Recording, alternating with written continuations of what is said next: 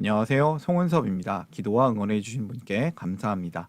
본 영상 설교는 새가족교회 주일 설교 메시지입니다. 교회 성도님들과 신앙생활의 새가족을 위한 쉬운 메시지를 전합니다. 오늘 주일 메시지 하나님의 말씀은 요한복음 11장 1절에서 44절까지며 설교 제목은 죽었다 살아난 사람입니다. 오늘 설교에 대한 궁금함과 기대감을 가지고 메시지로 함께 들어가 보겠습니다. 오늘은 예수 그리스도 복음에 대한 24번째 이야기입니다. 이 시간을 통해서 저와 여러분이 함께 성경 말씀을 깊이 알고 저와 여러분의 삶 속에서 하나님 나라 복음을 사는 은혜가 넘치기를 바랍니다. 먼저 성경 말씀을 같이 읽어볼까요? 요한복음 11장 25절에서 26절 아래에 있는 세번역 성경으로 읽겠습니다. 예수께서 마르다에게 말씀하셨다. 나는 부활이요 생명이니 나를 믿는 사람은 죽어도 살고 살아서 나를 믿는 사람은 영원히 죽지 아니할 것이다. 네가 이것을 믿느냐? 아멘. 영원히 산다는 것이 무엇일까요? 영원한 삶. 영원한 삶은 행복할까요? 영원한 삶은 가능할까요? 의학 기술의 발달로 인해서 인간의 수명은 점점 늘어나고 있습니다.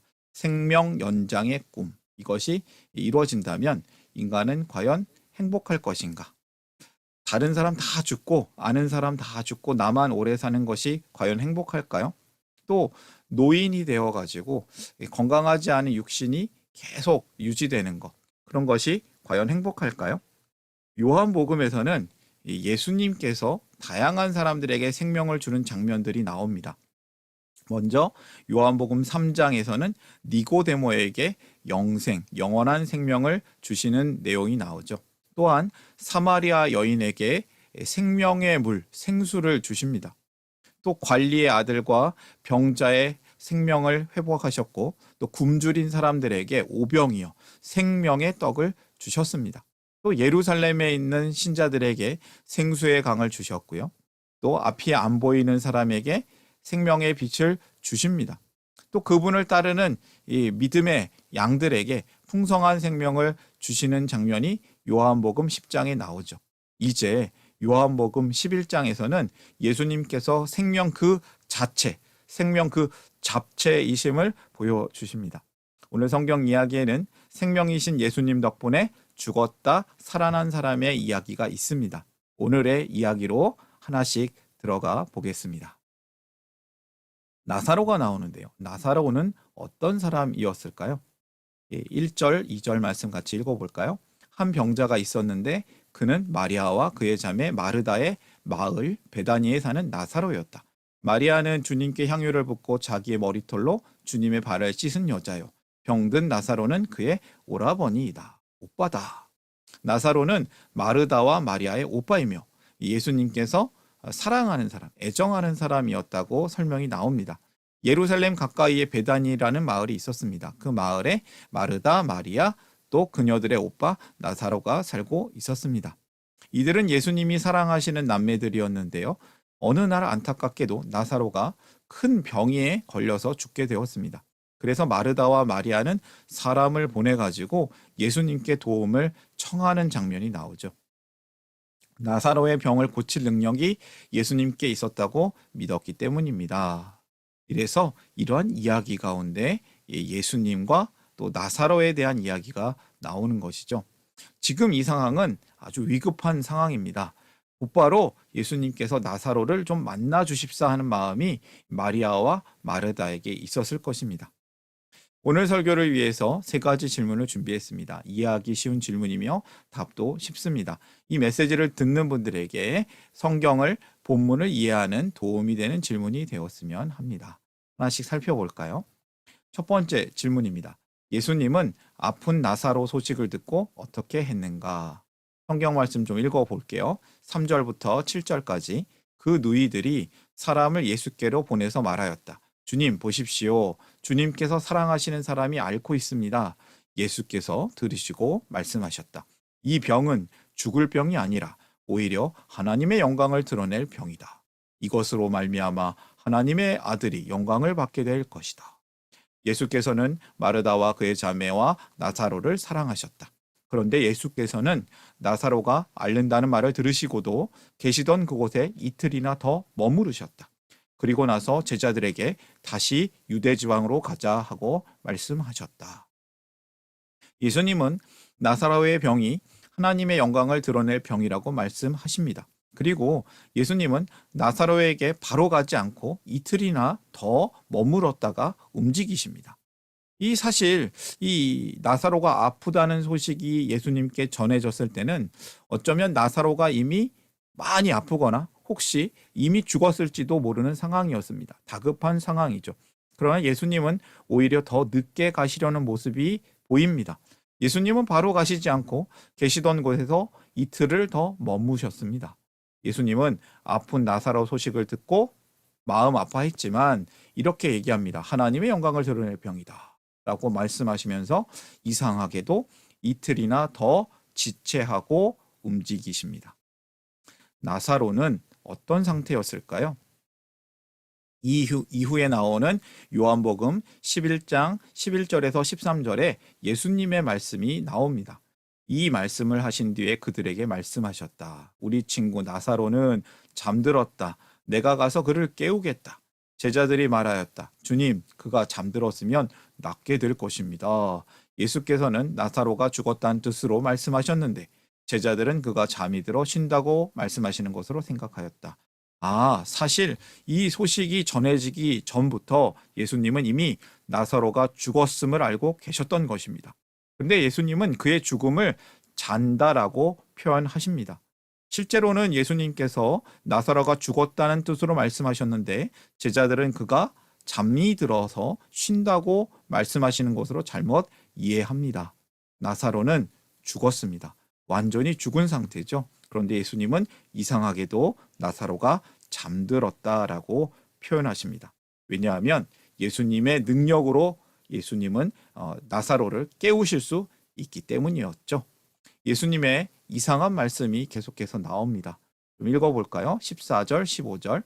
이때에 예수께서 그들에게 밝혀 말씀하셨다. 나사로는 죽었다. 내가 거기에 있지 않은 것이 너희를 위해서 도리어 잘된 일이므로 기쁘게 생각한다. 이 일로 말미암아 너희가 믿게 될 것이다. 그에게로 가자. 이상한 말씀이에요. 너희를 위해서 도리어 잘된 일이다. 이 일로 말미암아 너희가 믿게 될 것이다. 어떻게 성도에게 예수님이 가까이 계시지 않을 것이 잘된 일이 될 수 있습니까? 나사로에게 예수님이 가지 않은 게 잘된 일이라고요? 성도를 위해서 좋은 고난의 사건들이 있습니까? 있습니다. 성도를 위해서 고난이 좋은 일이 될 때가 있는 겁니다. 그리고 사실 예수님은 그분을 믿는 자와 언제나 함께 하십니다. 성도를 위해서 예수님은 함께 계시죠. 사실 예수님은 함께 계시는데 예수님이 뭔가 도와주지 않는 것 같을 때가 있습니다. 그때도 예수님은 성도를 위해서 이끌어 주신다는 것이죠. 잘 되도록 이끄시는 예수님을 믿으라. 너희를 위해서 도리어 잘된 일이다. 이 일로 말미암아 너희가 믿게 될 것이다. 예수님은 고난을 통해서도 성도를 믿음으로 이끄십니다. 더욱 믿음, 더 믿음으로 이끌어 주십니다. 뭔가 이해는 안 되지만 뭔가 예수님을 따르고자 한 제자가 있었죠. 16절에 보면 디두모라고 하는 도마가 이제 제자들에게, 동료 제자들에게 우리도 예수님과 함께 죽으러 가자라고 말하는 장면이 나옵니다. 어떻게 보면 도마의 아무 말 잔치 같아 보이지만 알고 보면 도마는 용기 있는 제자입니다. 잘은 모르지만 예수님을 따르자고 하는 것이죠. 이때 예수님은 어느 때에 도착하실까요? 도착하셨는가? 17절부터 19절 말씀 같이 읽어보겠습니다. 예수께서 가서 보시니 나사로가 무덤 속에 있은 지가 벌써 나흘이나 되었다. 베다니는 예루살렘에서 오리가 조금 넘는 가까운 곳인데 많은 유대 사람이 그 오라버니의 일로 마르다와 마리아를 위로하러 와 있었다. 예수님은 어느 때 도착하셨냐면 나사로가 죽어서 4일이나 되었을 때, 무덤 속에 있은 지가 벌써 4일 되었을 때 오셨습니다. 이때 많은 유대 사람이 위문차 베다니에 마르다와 마리아를 위로하려고 와 있었습니다. 예수님이 베다니 마을 입구에 도착했을 때는 이미 예수님이 죽지 않는다고 했던 나사로가 죽었습니다. 나사로는 이미 죽어서 장사를 지낸 뒤였죠. 하필이면 왜 예수님은 이때 도착하셨을까요? 하나님의 때는 우리가 생각하는 때와 다른 것 같습니다. 지금이 하나님의 때인 거죠. 예수님이 도착해야 하는 때가 딱 맞춰서 지금인 것입니다. 그런데 마르다는 약간 예수님께 좀 불편한 마음처럼 혹은 예수님을 좀 믿는 마음으로 얘기를 합니다. 슬퍼하며 울고 있던 마르다는 예수님이 오신다는 소식을 듣고 마을 입구까지 가서 예수님을 맞이하며 말합니다. 예수님이 여기 계셨더라면 우리 오빠가 죽지 않았을 거예요. 이렇게 얘기하죠. 그러자 예수님이 또 말씀하시죠. 네 오빠가 다시 살아날 것이다. 마르다는 또 대답합니다. 네, 예수님, 언젠가 마지막 날에 오빠가 다시 살아날 것을 저도 믿습니다. 저도 알고 있습니다. 예수님은 나사로를 다시 살리는 능력이 예수님께 있다는 의미로 말씀하셨는데 마르다는 예수님의 말씀을 제대로 이해하지 못한 것 같습니다. 그러자 예수님이 25절부터 26절까지 이렇게 말씀하시죠. 나는 부활이요 생명이니 나를 믿는 사람은 죽어도 살고 살아서 나를 믿는 사람은 영원히 죽지 아니할 것이다. 네가 이것을 믿느냐? 마르다가 또 다시 말합니다. 예, 주님, 주님은 세상에 오실 그리스도이시며 하나님의 아들이심을 내가 믿습니다. 마르다의 이런 고백이 무엇일까요? 마르다는 참 좋은 믿음의 사람입니다. 병을 고칠 수 있는 예수님을 믿습니다. 응답받는 예수님의 기도를 믿습니다. 예수님이 기도하면 하나님이 꼭 응답하신다는 걸 믿는 것이죠. 또 예수님이 주시는 미래의 부활을 믿습니다. 그런데 뭔가 잘못된 것 같아요. 지금 나사로를 살리시는 예수님을 믿지 못하는 거죠. 믿음 좋은 마르다가 지금 예수님이 나사로를 살리실 것을 조금 믿지 못하고 있습니다. 그런데 예수님은 지금 나사로를 살리실 수 있는 분이십니다. 이 가운데서 예수께서는 마리아가 우는 것과 함께 따라온 유대 사람들이 우는 것을 보시고 마음이 비통하여 괴로워하십니다. 예수께서 그들에게 물으셨다. 그를 어디에 두었느냐? 그들이 대답하였다. 주님, 와보십시오. 예수께서는 눈물을 흘리셨습니다. 그러자 유대 사람들은 보시오, 그가 얼마나 나사로를 사랑하였는가 하고 말하였다. 또 그 가운데 어떤 사람은 이렇게 말하였다. 눈먼 사람의 눈을 뜨게 하신 분이 이 사람을 죽지 않게 하실 수 없었단 말이요. 원망 같기도 하고 뭔가 안타까운 마음을 얘기하는 것 같습니다. 슬퍼하시는 예수님의 이야기죠. 예수님은 이처럼 이 우는 사람들과 함께 우십니다. 우는 자와 함께 우시는 예수님을 믿으라. 두 번째 메시지입니다. 예수님은 죽음과 고통 가운데 사는 성도를 위로하십니다. 이 예수님께서 이제 사람들에게 말씀하십니다. 돌을 옮기라고 하시는 예수님의 이야기가 나옵니다. 예수께서는 다시 속으로 비통하게 여기시면서 무덤으로 가셨다. 무덤은 동굴인데 그 어기는 돌로 막아 놓았다. 예수께서 돌을 옮겨 놓아라 라고 하시니 죽은 사람의 누이 마르다가 말하였다. 주님, 죽은 지가 나흘이나 되어서 벌써 냄새가 납니다. 예수께서 마르다에게 말씀하셨다. 네가 믿으면 하나님의 영광을 보게 되리라고 내가 네게 말하지 않았느냐. 사람들이 그 돌을 옮겨 놓았다. 말씀을 마치시고 예수님은 사람들과 함께 나사로의 무덤으로 가셨습니다. 나사로의 무덤은 큰 돌로 굳게 닫혀 있었습니다. 그리고 나사로가 죽은 지 4일이나 되어서 시체 썩는 냄새가 나고 있었습니다. 나사로는 확실히 죽어서 무덤에 장사된 것입니다. 예수님은 사람들에게 무덤의 문을 열라고 말씀하십니다. 사람들은 예수님의 말씀을 이상하게 여겼지만 그래도 말씀대로 돌을 옮겨서 무덤 문을 열고 있는 것입니다. 이때 예수님의 기적이 나타나는 것이죠. 세 번째 질문입니다. 예수님은 어떤 이유로 기적을 나타내시는가?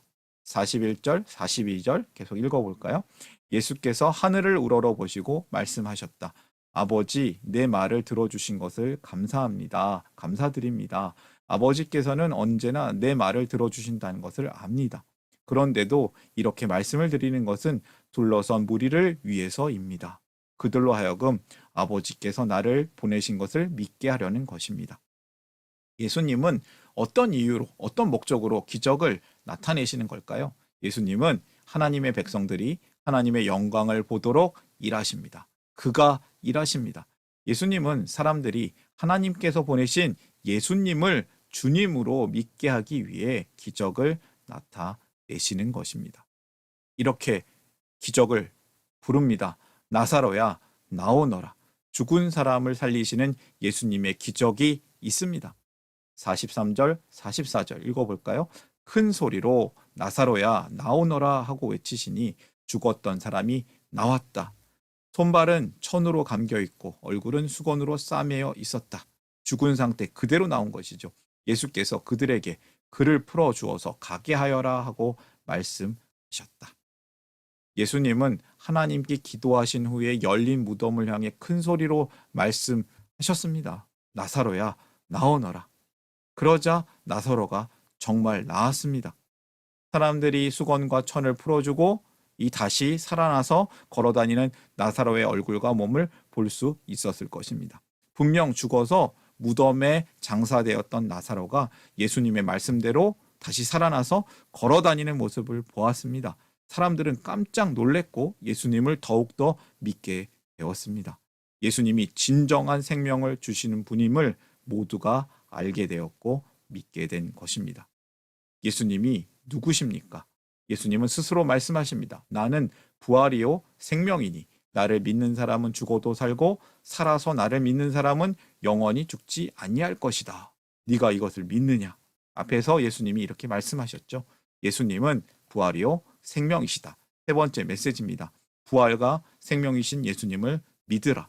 예수님을 믿는 사람은 영원한 생명을 얻습니다.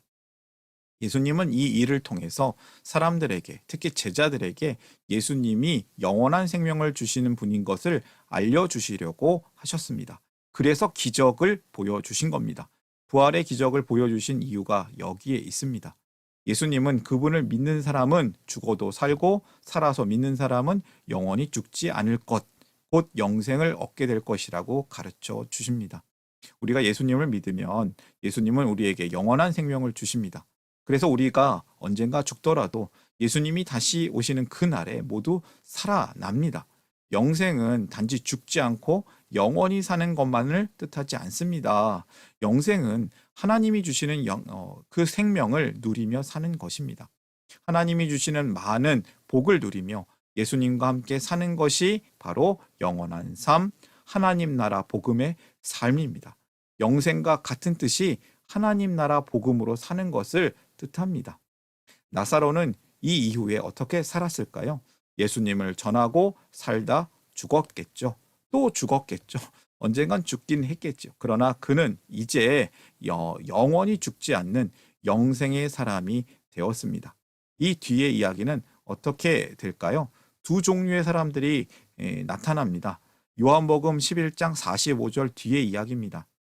마리아에게 왔다가 예수께서 하신 일을 본 유대 사람들 가운데서 많은 사람이 예수를 믿게 되었다. 46절에 그러나 그 가운데 몇몇 사람은 바리새파 사람들에게 가서 예수가 하신 일을 그들에게 알렸다. 그리고 바리새파 사람들은 예수를 없애버려야겠다. 이런 생각을 갖게 됩니다. 오늘의 이야기는 여기서 마무리하려고 합니다. 오늘의 메시지를 정리해 볼까요? 예수님은 어떤 분이실까요? 우리를 잘 되도록 이끄시는 예수님이십니다. 잘 되도록 이끄시는 예수님을 믿으라. 예수님께서는 고난을 통해서도 성도를 더욱 믿음으로 이끄십니다. 두 번째 메시지입니다. 예수님은 우리를 위로하시죠. 우는 자와 함께 우시는 예수님을 믿으라. 예수님은 죽음과 고통 가운데 깨어진 세상 가운데 사는 성도들을 위로하십니다. 세 번째, 부활과 생명이신 예수님을 믿으라. 예수님을 믿는 사람은 지금부터 영원까지 영원한 생명을 얻습니다. 하나님 나라 복음으로 살 수 있습니다. 오늘의 메시지 다시 결론을 보여드립니다. 잘 되도록 이끄시는 예수님을 믿으라. 우는 자와 함께 우시는 예수님을 믿으라. 부활과 생명이신 예수님을 믿으라. 죽었다 살아난 사람의 이야기였습니다. 우리가 예수님의 은혜로 죽음에서 다시 살아나는 사람이 되어서 예수님과 함께 살아나고 예수님과 함께 살아내고 예수님과 함께 다른 이들을 살려내는 복음의 통로로 살기를 원합니다. 복음의 통로로 사시기를 응원합니다. 오늘의 메시지 마음에 품고 함께 기도하는 시간을 갖기를 원합니다.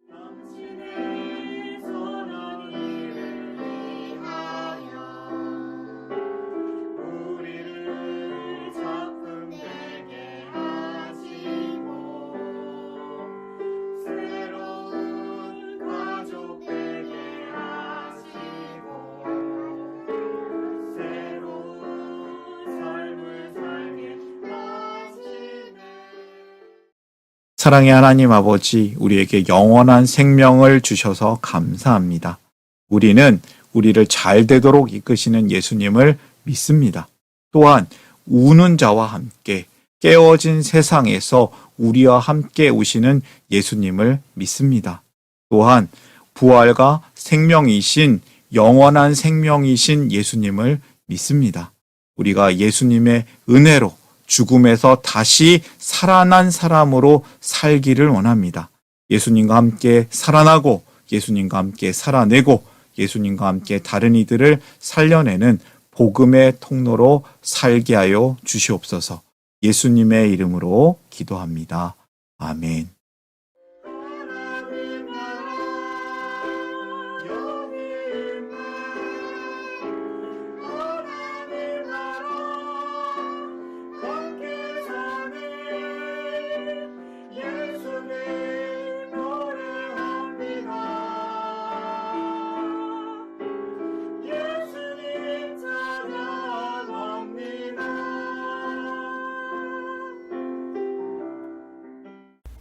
샬롬, 송은섭입니다. 저를 통해 또는 누군가의 추천과 우연한 기회로 이 메시지를 보게 되신 분들께 감사합니다. 모든 성도님들은 하나님 나라의 새가족이십니다. 교회를 처음 나오신 분들만 새가족이 아니라 우리 모두가 새가족입니다. 왜냐하면 우리가 하나님 나라에서 새로운 관계가 된 새로운 가족 공동체이기 때문입니다. 본 설교는 새가족교회 공동체 새가족과 후원자를 위한 메시지이며 기독교를 잠시 떠났거나 새롭게 시작하시는 분들을 위한 쉬운 메시지이기도 합니다. 혹시 새가족교회의 가족, 새가족 또는 후원자가 되기를 원하시는 분들은 이메일로 카카오톡 아이디로 연락을 주시면 감사하겠습니다. 오늘의 메시지 하나님의 은혜가 넘치시기를 바랍니다. 사랑합니다. 축복합니다.